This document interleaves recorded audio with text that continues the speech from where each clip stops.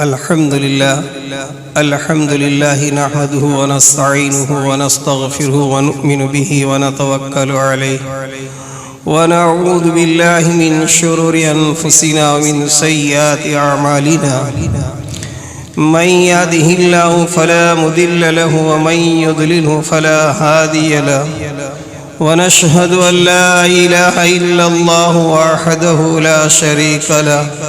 ونشهد أن سيدنا ومولانا محمدا عبده ورسوله أرسله بالحق بشيرا ونذيرا وداعيا إلى الله بإذنه وسراجا منيرا وصلى الله تعالى عليه وعلى آله وصحابه وبارك وسلم تسليما كثيرا كثيرا أما بعد عن عقبة بن عامر رضي الله تعالى عنه قال لقيت رسول الله صلى الله عليه وسلم وقال من نجا قال أملك عليك لسانك وليساك بيتك وابكي على خطيئتك. ونبي أيوب الأنصاري رضي الله تعالى عنه قال جاء رجل إلى النبي صلى الله عليه وسلم فقال إذني وأوجز فقال رسول الله صلى الله عليه وسلم إذا كنت في صلاتك فصلي صلاة مودع ولا تكلم بكلام تعذر منه وأجمل الإياس مما في أيدي الناس أو كما قال النبي صلى الله عليه وسلم. گرامی قدر سامعین، پچھلی جمعہ سے زبان کے متعلق کچھ گفتگو اور بات چیت ہو رہی تھی کہ جس میں حضرت عقبہ ابن عامر رضی اللہ تعالی عنہ نے نبی پاک صلی اللہ علیہ وسلم سے دریافت کیا تھا، پوچھا تھا کہ اللہ کے نبی نجات کس چیز میں ہے؟ تو آپ نے حضرت عقبہ کو 3 نصیحتیں فرمائی تھی. اس میں سے ایک نصیحت یہ تھی کہ آپ اپنی زبان کو کنٹرول میں رکھو. اس پر تفصیل سے گزشتہ جمعوں میں بات چیت ہو چکی تھی. دوسری 2 نصیحتیں یہ تھی کہ ایک آپ نے یہ فرمایا کہ وَلْيَسَعْكَ بَيْتُكَ، کہ نجات پانے کے لیے دوسری نصیحت یہ ہے کہ آپ اپنے گھر کے اندر جمے رہو اور آپ اپنے گھر کو اپنا مسکن اور ٹھکانہ بنا لو کہ بغیر دینی اور دنیاوی ضرورت کے آپ گھر سے باہر نہ نکلو تو بھی آپ کے لیے نجات ہے. اور تیسری نصیحت آپ نے یہ فرمائی تھی وَابْكِ عَلَى خَطِيئَتِكَ، اگر بشری تقاضے کی بنا پر انسان ہونے کے ناطے اگر گھر میں رہتے ہوئے زبان پر کنٹرول کرتے ہوئے اگر کوئی گناہ ہو جائے، کوئی خطا ہو جائے، کوئی لغزش ہو جائے تو آپ اپنے گناہوں پر ندامت کے آنسو بہاتے رہو. حق تعالی شانہ اس ندامت کے آنسو کے بہانے سے بھی اللہ رب العالمین آپ کی مغفرت فرما دیں گے. یہ 3 نصیحتیں نبی پاک صلی اللہ علیہ وسلم نے نجات کیسے ملے گی اس پر فرمائی تھی.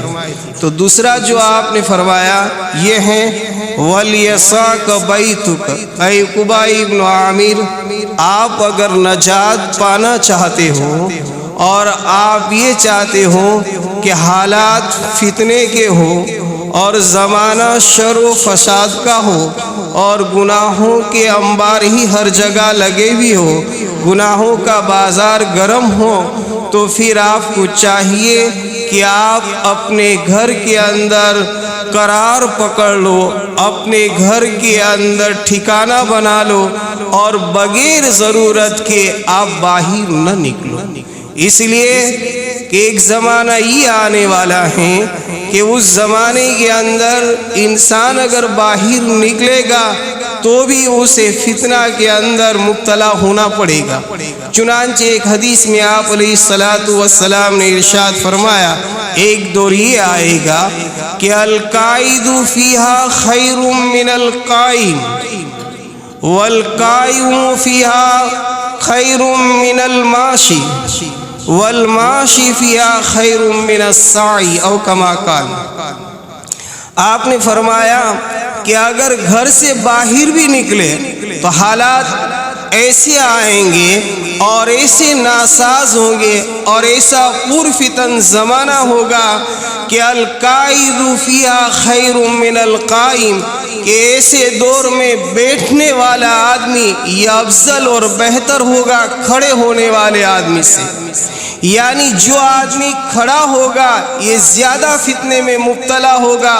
زیادہ برائیوں میں مبتلا ہوگا، زیادہ شر و فساد کا شکار ہوگا، اس سے بہتر ہے کہ آدمی بیٹھا رہے۔ پھر آپ نے دوسرا جملہ فرمایا والقائم خیر منہا من الماشی، اور ایسا دور آئے گا کہ کھڑے ہونے والا بہتر ہوگا چلنے والے سے۔ یعنی جو آدمی گھر سے باہر نکلا کہیں گیا تو اس سے بہتر تھا کہ آدمی ایک جگہ پر کھڑا رہتا تو اتنے فساد کے اندر مبتلا نہ ہوتا۔ اور آگے آپ نے فرمایا والماشی خیر منہا من السعی، کہ بہتر ہے وہ آدمی جو چلنے والا ہوگا اس آدمی سے جو دوڑنے والا ہوگا۔ یعنی جتنا آدمی نکلے گا اور جتنا تیزی سے جائے گا اتنا فتنوں میں مبتلا ہوگا۔ یہ آخری زمانے کی نبی پاک صلی اللہ علیہ وسلم نے پیشن گوئیاں دی تھی۔ اس لیے حضرت عقبہ سے فرمایا کہ عقبہ اگر نجات پانا چاہتے ہو تو آپ اپنے گھر کے اندر قرار پکڑ لو، اپنے گھر کے اندر سکون پکڑ لو، اس لیے کہ حالات اجازت نہیں دیں گے تمہیں کہ تم فتنوں سے بچو گے، ایسا دور آئے گا۔ اسی لیے چنانچہ حضرت عبید بن عمیر رحمت اللہ علیہ بہت بڑے تابعی گزرے ہیں اور اتنے وسیع الظرف اور اتنے جلیل القدر تابعی ہیں کہ مکہ المکرمہ کی سرزمین پر انہوں نے اپنا مسکن اور قرارگاہ بنائی تھی۔ اور صحابہ کرام میں سے حضرت عبداللہ ابن عمر رضی اللہ تعالی عنہ حضرت عبید بن عمیر کی مجلسوں میں بیٹھا کرتے تھے اور ان کی نصیحتوں کو سنا کرتے۔ ایک طرف عبداللہ ابن عمر صحابی ہیں اور دوسری طرف حضرت عبید یہ تابعی ہیں، صحابی نہیں ہیں، لیکن اللہ رب العالمین نے انہیں وہ علم عطا فرمایا تھا اور کہنے کا وہ ملکہ عطا فرمایا تھا، اور ان کی باتوں میں اللہ نے وہ تاثیر رکھی تھی کہ مجمع میں جب وہ خطاب فرماتے تو آدمی ہچکیاں لے کر رویا کرتے تھے۔ ایسے جلیل القدر تابعی گزرے ہیں۔ چنانچہ فرماتے ہیں کہ ایک مرتبہ ایک خوبصورت حسین اور جمیل جو اپنے حسن و جمال میں اپنی آپ تھی، شادی شدہ تھی، اپنے خاوند سے ایک دن عرض کرنے لگی، آئینے کے سامنے تیار ہو رہی تھی اور کہا کہ اگر مجھ جیسی خوبصورت اور جمیل خاتون کو اگر کوئی دیکھے تو ہو سکتا ہے کہ میرے اوپر عاشق اور فریفتہ نہ ہو۔ مکہ المکرمہ کی زمین ہے عزیزوں، اور خیر القرون کا گویا زمانہ ہے۔ صحابہ اور تابعین بہت خوبصورت زمانہ تھا، بہت خوبصورت، بہت خیر اور بھلائی کا زمانہ تھا۔ ہم تو بہت دور چلے آئے ہیں۔ اس زمانے میں گناہ کا تصور کرنا بھی انسان کوشش کیا بلکہ آنکھ اونچی نہیں کر سکتا تھا، ایسا خیر کا اور ایسا بھلائی کا زمانہ تھا۔ اس زمانے میں وہ خاتون اپنے خاوند سے کہہ رہی ہے، اپنے شوہر سے کہہ رہی ہے کہ مجھ جیسی جمیلہ خوبصورت حسین خاتون ہو اور کوئی میرے اوپر عاشق اور فریفتہ نہیں ہو سکتا۔ تو شوہر نے کہا ہاں میں جانتا ہوں، آپ کتنی بھی کوشش کریں اور کتنا بھی ورگلائے، لیکن ایک آدمی ہے جو آپ کے حسن و جمال کو اور آپ کی یہ محبت کرنے کے طریقے کو کتنا بھی آپ کوشش کر کے مائل کرنا چاہے، وہ آدمی آپ پر پل جھپکنے کے برابر بھی نہیں دیکھے گا۔ تو عورت نے استیزان ایسے ہی مذاق کے طور پر کہنے لگی اگر آپ اجازت دیں تو میں اس کو بھی ورگلا دوں گی اور اس کو بھی میں اپنے فندے میں پھنسا دوں گی۔ خاوند نے کہا ٹھیک ہے جاؤ۔ چنانچہ وہ حضرت عبید بن عمر رحمۃ اللہ تعالی کے پاس حرم میں آئی اور آپ سے عرض کرنے لگی کہ ایک مسئلہ پوچھنا ہے اور آپ سے ایک دینی بات پوچھنی ہے۔ چنانچہ دینی بات پوچھنے کے لیے ایک درخواست دی اور ایک پیشکش کی۔ آپ حرم سے کونے میں آئے اور فرمایا کہ بتائیے کیا مسئلہ ہے۔ فوراً انہوں نے اپنا نقاب اٹھایا اور فوراً اپنا چہرہ کھولا، اور جیسے ہی چہرہ کھولا حضرت عمر نے کہا اے اللہ کی بندی اللہ سے ڈر۔ اس نے کہا کہ میں آپ پر عاشق ہو چکی ہوں، آپ میری ضرورت کو پوری کر لیجئے۔ حضرت عبید رحمۃ اللہ تعالی نے جب اس کے اس جملوں کو سنا اور دیکھا کہ یہ حرم کے اندر شیطانی وساوس میں مجھے مبتلا کرنا چاہتی ہیں اور مجھے غلط بات کی طرف دعوت دیتی ہیں، تو آپ نے بہت اچھے طریقے سے، جامع طریقے سے ان کو نصیحت فرماتے ہوئے فرمایا کہ اگر چند باتوں کا آپ مجھے جواب دے دیں تو ہو سکتا ہے کہ میں آپ کی بات کو مان لوں، اگر یہ جواب صحیح ہے تو۔ اس نے کہا کہ پوچھئے کیا ہے؟ تو سب سے پہلے آپ نے اپنے دل کی گہرائیوں سے درد مرنا اور آخرت کا استظہار کرتے ہوئے خوف خدا کو سامنے رکھتے ہوئے اس خاتون سے کہا اے اللہ کی بندی تھوڑی دیر سوچ لے، اگر ملک الموت تیری روح قبض کرنے آئے اور تجھے ایک گھڑی کی بھی فرصت نہ دے اور وہ وقت آ جائے اذا جاء اجلها لا يستاخرون ساعة ولا يستقدمون، کہ وہ اجل کا فرشتہ آ جائے اور تجھے ایک ساعت کی بھی موقع اور وقت نہ دے تو کیا اس وقت تو اس گناہ کو کرنے کا ارادہ کرے گی؟ اس نے کہا کہ بالکل نہیں۔ آپ نے کہا کہ جواب ٹھیک ہے۔ پھر دوسرا جملہ آپ نے فرمایا اے اللہ کی بندی پل صراط ہو اور پل صراط سے تجھے گزرنا ہو جو تلوار سے زیادہ تیز ہیں، بال سے زیادہ باریک ہیں اور جہنم کے اوپر بچھایا گیا ہے کہ بڑی تیزی سے چلنے والے نیک اعمال کرنے والے ہی بچ سکتے ہیں، اور تو پل صراط سے گزر رہی ہو تو کیا تجھے اس وقت گناہ کرنے کا ارادہ ہوگا؟ کہا کہ ہرگز نہیں۔ آپ نے کہا کہ آپ کا جواب صحیح ہے۔ تیسرا فرمایا کہ قیامت کا ہولناک منظر ہوگا، میدان محشر سامنے ہوگا، حضرت آدم سے لے کر قیامت تک کے انسان اس میدان محشر میں حاضر ہوں گے، اور تجھے معلوم نہیں کہ تیرے اعمال نامے دائیں ہاتھ میں دیے جائیں گے یا بائیں ہاتھ میں دیے جائیں گے، اس لیے کہ بائیں ہاتھ میں دیے جائیں گے تو اس وقت ناکامی ہی ناکامی ہوگی، جس کو قرآن نے کہا وَأَمَّا مَنْ أُوتِيَ كِتَابَهُ بِيَمِينِهِ فَيَقُولُ هَاؤُمُ اقْرَءُوا كِتَابِيَهْ إِنِّي ظَنَنْتُ أَنِّي مُلَاقٍ اس کے آگے فرمایا وَأَمَّا مَنْ أُوتِيَ كِتَابَهُ بِشِمَالِهِ فَيَقُولُ يَا لَيْتَنِي لَمْ أُوتَ كِتَابِيَهْ وَلَمْ أَدْرِ مَا حِسَابِيَهْ يَا لَيْتَهَا كَانَتِ الْقَاضِيَةَ مَا أَغْنَىٰ عَنِّي مَالِيَهْ هَلَكَ عَنِّي سُلْطَانِيَهْ خُذُوهُ فَغُلُّوهُ ثُمَّ الْجَحِيمَ۔ یہ قرآن کریم کی آیت ہے جس میں حق تعالیٰ شانہ فرماتے ہیں کہ جن لوگوں کے نام اعمال اس کے بائیں ہاتھ میں دیے جائیں گے، اس وقت وہ نام اعمال کو دیکھیں گے تو کہیں گے کاش کہ مجھے نام اعمال ملتے ہی نہیں اور میں میدان محشر میں کھڑا ہی نہ ہوتا، موت ہی میرا فیصلہ کر دی، میری تو جاہ و جلال، مال و متاع، منصب سب ہلاک اور تباہ ہو گیا، نہ مجھے میرا مال کام آیا نہ مجھے میرا منصب کام آیا، نہ مجھے میرا عہدہ کام آیا۔ اس وقت بائیں ہاتھ میں جب نام اعمال ملیں گے تو انسان یہ کہے گا۔ تو حضرت عبید نے کہا کیا تجھے معلوم نہ ہو کہ تیرے اعمال نامے دائیں ہاتھ میں یا بائیں ہاتھ میں دیے جائیں گے تو تو اس گناہ کا ارادہ کرے گی؟ دل سے بات نکل رہی تھی۔ فرمایا کہ ہرگز نہیں۔ پھر فرمایا چوتھی بات سن، حق تعالی شانہ و عمن والو تیرے سامنے کھڑے ہو اور حساب کتاب لے رہے ہو،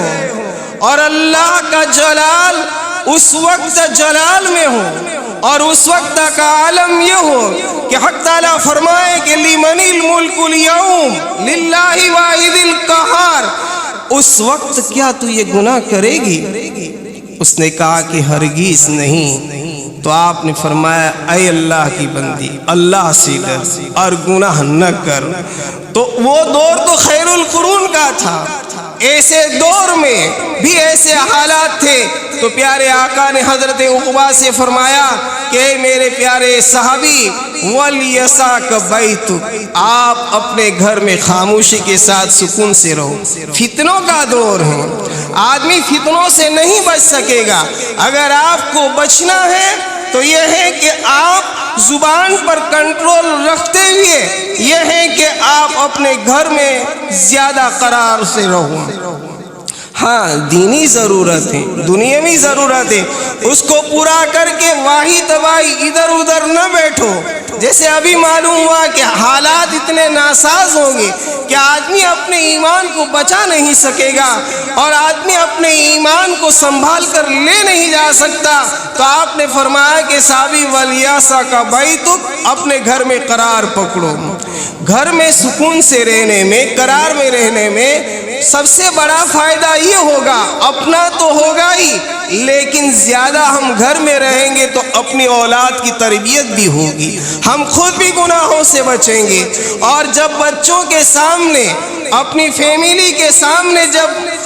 ہم رہیں گے تو فیملی کی تربیت ہوگی، واہی تباہی میں نہ وہ مبتلا ہوں گے نہ ہم مبتلا ہوں گے۔ اس لیے آپ نے فرمایا کہ گھر میں قرار سے اور سکون سے رہو۔ اور تیسری نصیحت آپ نے فرمایا وَابْكِي عَلَى خَطِيئَتِكَ، اگر بشری تقاضے کی بنا پر،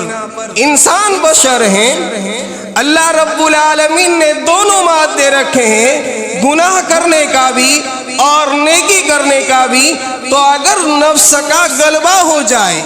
اور بشری تقاضے کی بنا پر اگر کوئی گناہ ہو جائے تو اپنے گناہوں پر ندامت کے آنسو بہا کر اپنے گناہوں کو یاد کرتے ہوئے رویا کرو۔ اللہ رب العالمین کو اگر آپ کا رونا پسند آ گیا اور آپ نے اللہ کی خاطر اللہ کی بارگاہ میں رویا ہے تو امید ہے کہ آپ اس گناہوں کی نحوست سے بچ کر اللہ رب العالمین آپ کو پاک اور صاف کر دیں گے۔ چنانچہ ابو حازم رحمۃ اللہ تعالی کا قصہ ہے، فرماتے ہیں کہ منصور ابن سلیمان ابن عمار بہت بڑے اللہ والے اور عالم گزرے ہیں۔ فرماتے ہیں کہ ایک مرتبہ ان کا انتقال ہو گیا تو اپنے بیٹے نے ان کو خواب میں دیکھا، یعنی باپ کو بیٹے نے خواب میں دیکھا، تو بیٹے نے باپ سے فرمایا کہ ابا جان بتائیے کیا گزری؟ تو بیٹے سے کہا کہ اللہ رب العالمین نے بہت بڑی نوازش کی، عنایت کی اور اپنا قرب نصیب فرمایا، اپنے قریب مجھے ٹھکانہ اور جگہ دی۔ فرمایا کہ کس کی بدولت آپ کو نجات ہوئی؟ تو فرماتے ہیں کہ حق تعالی شانہ و عم نوالہ نے مجھے خطاب کرتے ہوئے فرمایا کہ وہ بوڑھے میں نے تجھے کیوں بخش دیا تجھے معلوم ہے؟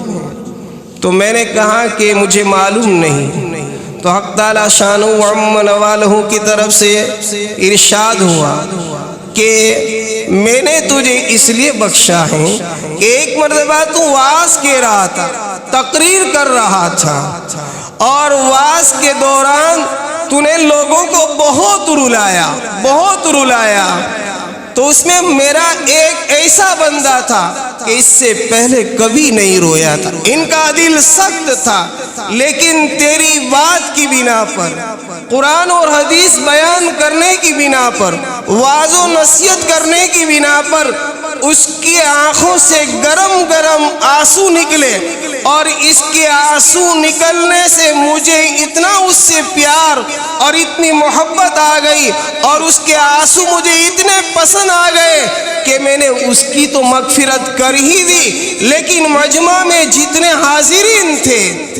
اس کی برکت سے ان کو بھی میں نے عنایت اور رحمت سے نوازا، اس میں تو ایک تھا کہ تجھے بھی میں نے بخش دیا۔ یہ اللہ کے سامنے رونا، اسی لیے حدیث پاک میں آتا ہے کہ لا یلیج النار رجل من بکا من خشیت اللہ حتی تعود اللبن فی الدر، کہ جو آدمی اللہ کے خوف سے اگر روئے اور اللہ کو اس کا رونا پسند آ جائے تو وہ جہنم میں کبھی داخل نہیں ہو سکتا جب تک کہ دویا ہوا دودھ تھن میں واپس نہ جائے۔ حتی تعود اللبن فی الدر، ظاہر بات ہے کہ دویا ہوا دودھ تھن میں واپس نہیں جا سکتا ہے، اسی طریقے سے اللہ کے خوف سے رونے والا آدمی جب اللہ کے سامنے تنہائی میں اپنے گناہوں کو یاد کر کے روتا ہے تو حق تعالی شان و عم نوالہ کا اس کا رونا اسے پسند آ جاتا ہے، تو اس کے تمام گناہوں کو معاف فرما دیتے ہیں۔ تو تیسری نصیحت آپ نے یہ فرمائی کہ وَبْكِ عَلَى خَطِيئَتِكَ،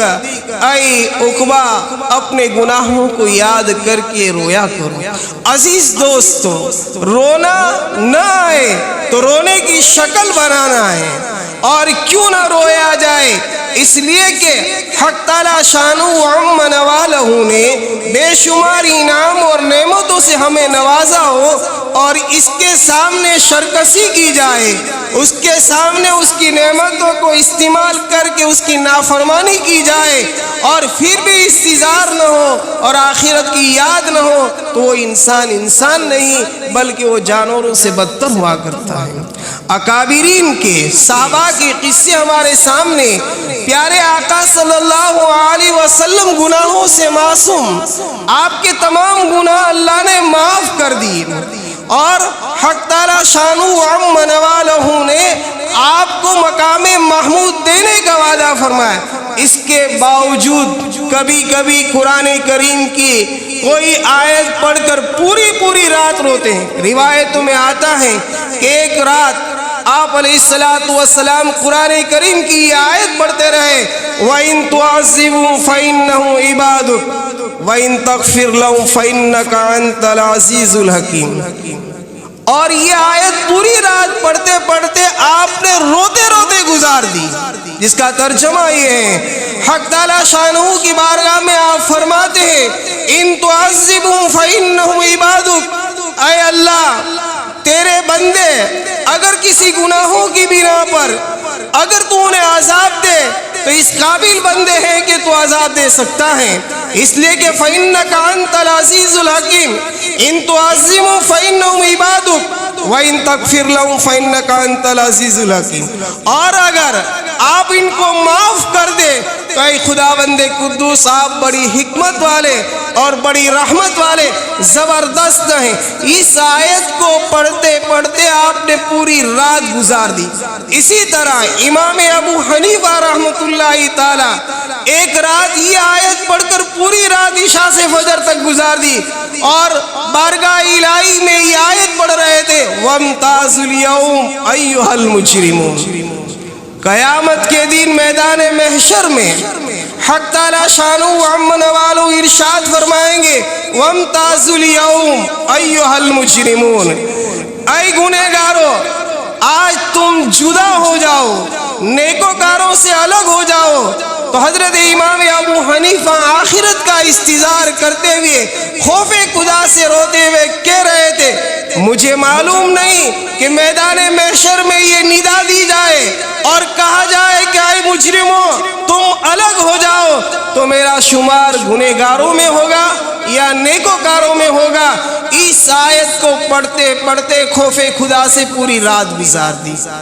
اسی طریقے سے حضرت ابوبکر رضی اللہ تعالیٰ عنہ جس کو جنت کے ہر دروازے سے آواز دی جائے گی، خوف خدا کی بنا پر کبھی کبھی جنگل میں چلے جاتے اور کسی درخت کی ٹہنی کو پکڑ کر کہتے کاش کہ ابوبکر بھی ایک درخت ہوتا کہ جس کو کاٹ دیا جاتا اور کوئی حساب کتاب نہ ہوتا۔ کبھی گھاس کا تنکا لیتے اور کہتے کاش کہ ابوبکر بھی ایک گھاس کا تنکا ہوتا تو جانور کھا لیتے اور کوئی حساب کتاب نہ ہوتا۔ یہ ہمارے اکابر تھے، یہ ہمارے صحابہ تھے کہ جنہوں نے خوف خدا کو بسایا تھا، آخرت کی نعمتوں کا استظہار کرتے ہوئے اپنے گناہوں کو یاد کر کے رویا کرتے تھے۔ تو تیسری نصیحت جو آپ علیہ السلام نے حضرت عقبہ سے فرمائی وہ یہ تھی کہ وَبْكِ عَلَىٰ خَطِيئَتِكَ، اپنے گناہوں پر رویا کرو۔ تو عزیز دوستو 2-4 منٹ نکال کر خلوت میں حق تعالیٰ شانہ وعم نوالہ کے سامنے اپنے گناہوں کو یاد کر کے ہم بھی رویا کریں۔ اللہ رب العالمین ہم سب کو ان نصیحتوں پر عمل کرنے کی توفیق نصیب فرمائے۔